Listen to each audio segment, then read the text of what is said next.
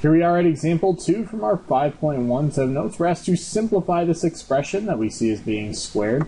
We're going to go ahead and use our power to a power. Really, we have a -4, and that exponent for him is actually a 1. And so ultimately, because we have the power raised to a power, we're going to go ahead and distribute this and multiply those powers. So for -4, we have -4 raised to the 1.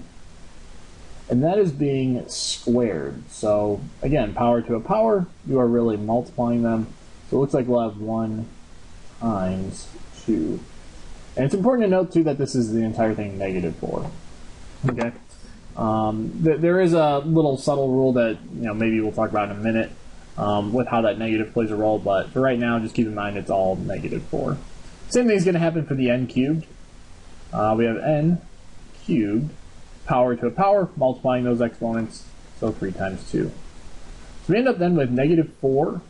1 times 2 is just 2. So we have -4 squared. And then n, 3 times 2 just gives us 6. Now -4 squared gives us 16. And then we have n to the 6th. So this would be our simplified version that we're looking for. Now when it comes down to the negative, you can imagine actually breaking this up into -1 times +4, because that's still the same thing as saying -4, n cubed squared.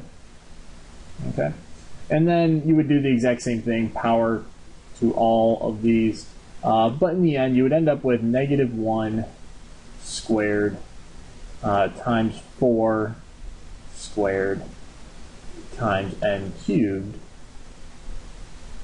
and again that's just a power property, so you get n to the 6th. But the main thing here is that -1 squared gives you +1, 4 squared gives you 16, and then this still gives you n to the 6th.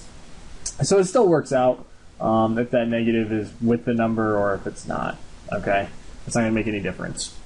But it is kind of nice to see like how that negative does play a role behind the scenes.